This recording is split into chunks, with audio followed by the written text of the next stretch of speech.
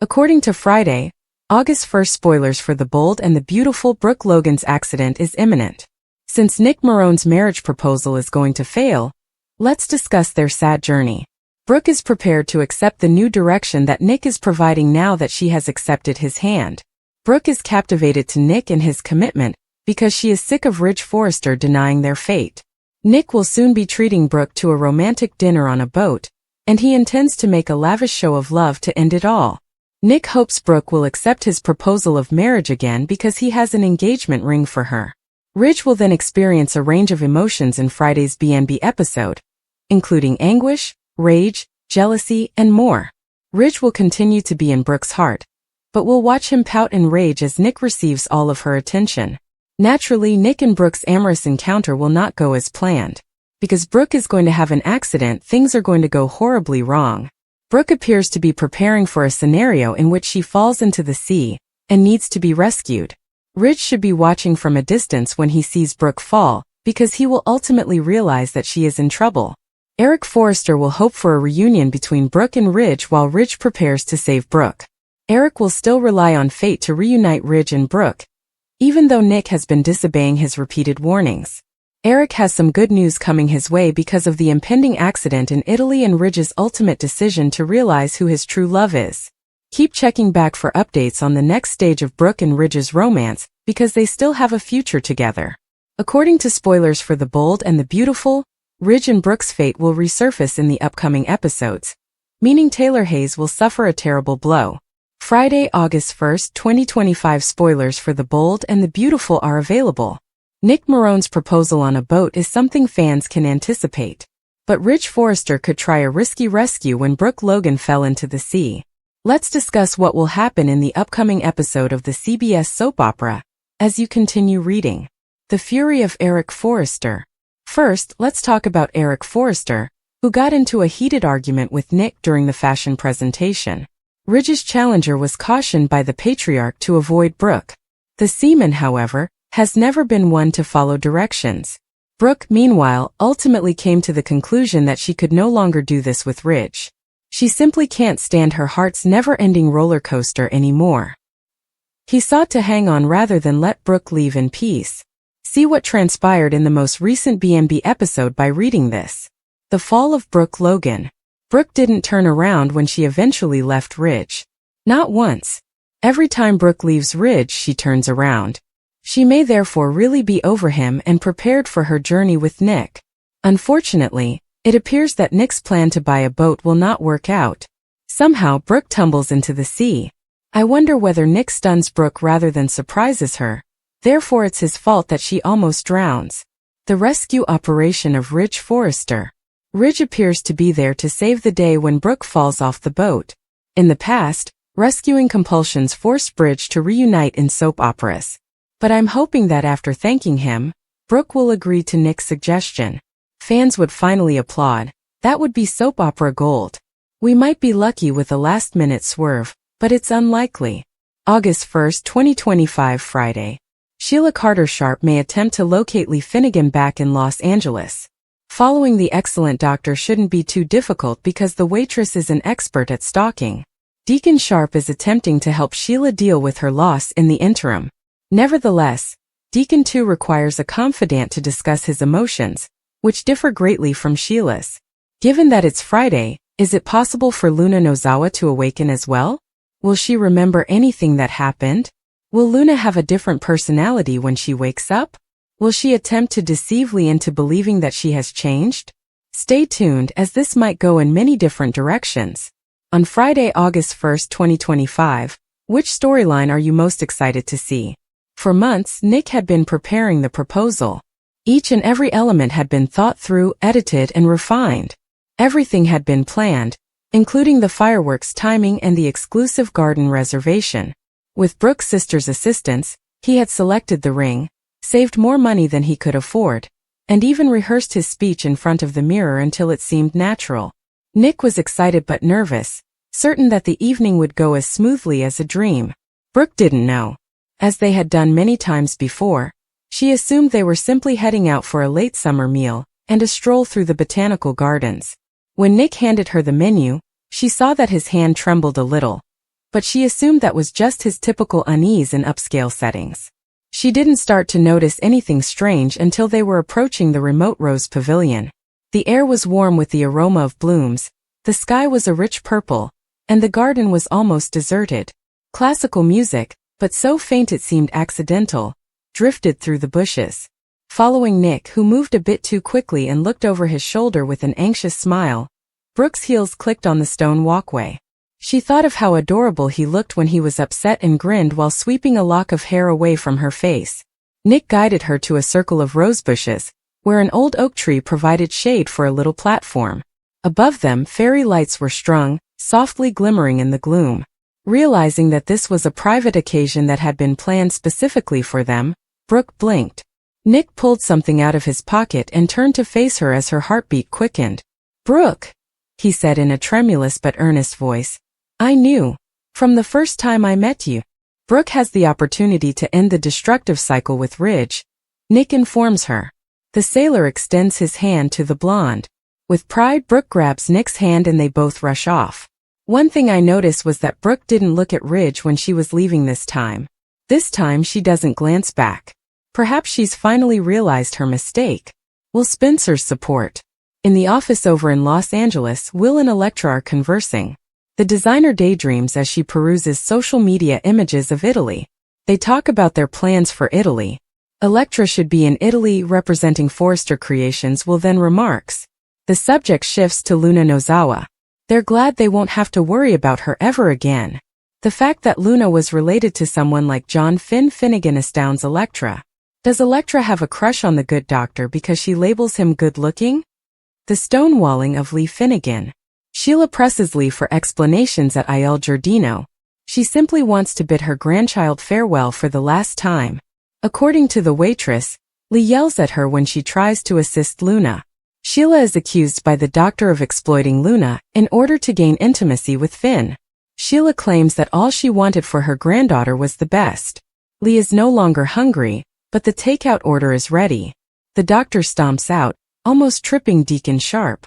Following an update on Lee, Deacon speculates that Lee may be keeping everyone at bay due to grief and guilt. Sheila senses that something is not quite right. Luna Nozawa's health. Lee checks on Luna in a hidden place. The doctor sits down with the patient and talks about how innocent and full of potential she was as a young child. Lee claims that having Papi Nozawa as her mother never gave her a chance. She is there for Luna now, even if she knows she wasn't there previously. It was unusually quiet in the Forrester estate. That weighty quiet, drenched in expectancy and filled with anxiety.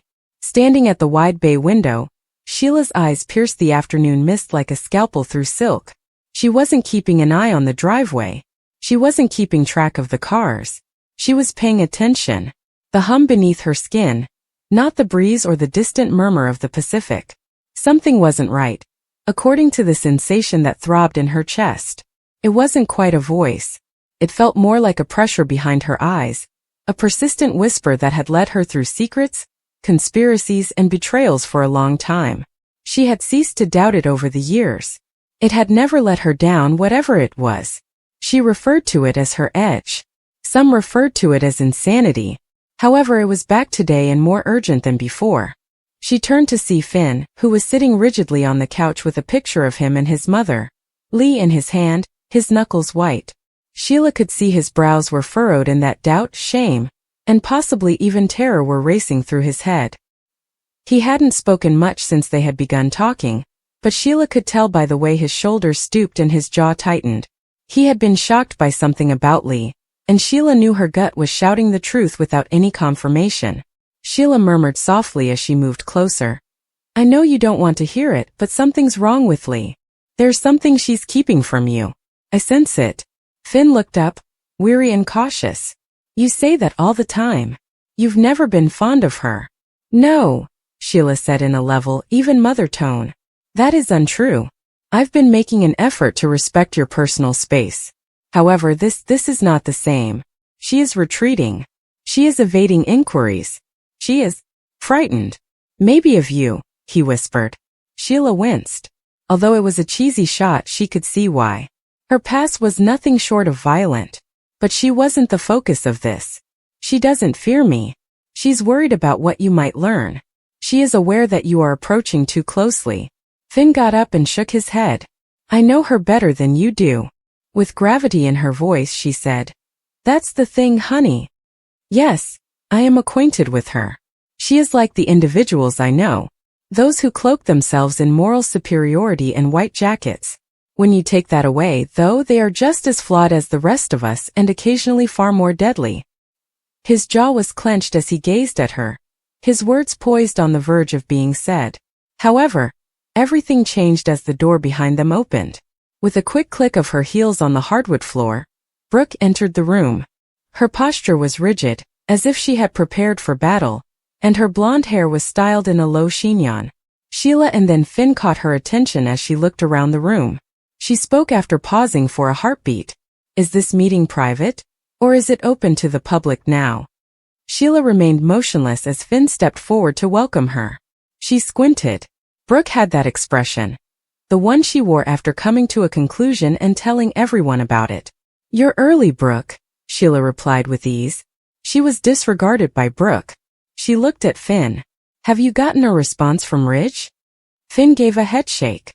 No. Why? Brooke's mouth pushed shut. Although she hadn't intended to do so, the truth somehow managed to get past her well-honed self-control. After a moment of hesitation, she responded. We spoke. It didn't work out. Sheila raised her eyebrows but remained silent. There was a recurring pattern of desire, betrayal, remorse, and reconciliation in Brooke and Ridge's legendary story. It was tiresome to observe. This time, though, something was different. Brooke's voice had a finality to it. A resignation. She walked over to the fireplace and touched the mantel. I informed him that I was worn out. That I wouldn't stand up for a man who always turns to Taylor when things get tough. Sheila maintained a neutral tone despite the curiosity in her eyes. What did he say too? Brooke averted his gaze. He remained silent. I wasn't stopped by him. The ensuing hush was deafening. Finn seemed surprised as well. Brooke was rarely the one to go, despite her flaws. When it came to love, she was unrelenting and a warrior. Here she was, however, acknowledging her defeat. What does that signify, then? Finn asked softly. Brooke's face was unreadable as she turned. It indicates that I have made a decision. I've had enough of pursuing someone who is indecisive. Sheila's stomach turned over because of something more in her eyes. It was more than heartache or resentment. Clarity was the key. Sheila whispered, You're in love with someone else. Brooke's lips clenched. That isn't your concern. Sheila's head cocked. You're correct. However I see it, someone has been selected by you. And it's probably not Ridge. Although Brooke didn't respond, it was clear by the redness on her cheeks. Finn took a step back and observed them, as if he were a spectator at a game to which he had no ticket. Can't we do this right here? Calmly, I'm just watching, Sheila said. Brooke is free to make her own decisions after all. Similar to Lee. Finn's attention was immediately brought back to the subject of Lee. What is Lee's involvement in this? Sheila grabbed the opportunity. She is also making decisions. Ones that might cause you harm. Brooke scowled. What are you discussing? Sheila looked over at her. Lee isn't the woman you believe her to be. I'm saying. Finn should also quit acting like nothing is wrong. You don't have that call, Brooke yelled. Sheila concurred. No. However, it's his life. And the truth is due to him. Finn took over. What's the truth? Sheila paused. She shouldn't have revealed the information. However, someone had to. I believe Lee has been telling falsehoods about your father. Quiet. Brooke's gaze expanded. What? Sheila continued. I believe he is still alive. With a look of incredulity on his face, Finn gazed at her. That's crazy. He passed away. The death certificate was presented to me by her. I attended the funeral. Yes, Sheila murmured quietly. A funeral with a closed casket. Not a single person. Just a speech and a box. Confused and worried, Brooke turned to face Finn. Is that even possible? No, he muttered, but his voice had lost its assurance. Sheila remarked. I've seen the signs. Calls come in late at night. Inexplicable journeys. She won't allow anyone to overhear her conversations. She is concealing someone. Brooke took a step forward. Do you have evidence? Sheila gave a headshake. Not just yet. However, I will locate it. Torn, Finn glanced between them. If there's any manipulation here. It's not, Sheila asserted. Perhaps I did a lot of things. I didn't lie to you about your family, though. Brooke folded her arms. Why now? Why bring this up now? Sheila gave her a look. Because you're paying attention at last. Since he is at last paying attention. Finn combed his hair with his hand. Uncertainty was weighing heavily. Is it possible that his mother staged a death? For what purpose? Defense? Insincerity? Was she trying to hide from him or from danger? I must speak with her, he whispered. Sheila took a step back. Take caution. She won't let the truth out without a battle, if I'm correct. Finn did not respond. Brooke and Sheila were left alone in the silence as he snatched up his keys and hurried out. Neither said anything for a while. Then Brooke turned to speak softly to Sheila. If you're telling him lies. I'm not, Sheila cut in. You believe that I am the adversary. However, I'm attempting to keep him safe. Brooke looked at her. You're making an effort to remain in his life. Is that really that bad? Brooke remained silent. She looked back at Sheila and then at the door where Finn had just disappeared. I'm afraid of you. Sheila smiled a little. All right. That implies you will pay attention. Brooke's gaze grew strained. I picked someone, you said. That it was visible to you. You were correct. Sheila did not recoil. You are not deserving of Ridge. And you're not worthy of Finn. You didn't make that choice. With a chilly voice, Brooke stepped forward. I'll ruin you if you ever hurt him. Sheila's grin dimmed. I will destroy myself if I ever hurt him. Mutual loathing, grudging respect, and the intolerable weight of loving the same guy from opposite distances were all part of the wordless understanding that the two ladies had as they gazed at one another. Brooke stopped as she turned to go. I hope you're correct about Lee. With that unsettling feeling coming back like a wave, Sheila turned back to the window. I am aware that I am correct. The wind increased outside. There would be a storm. Sheila was prepared for it too.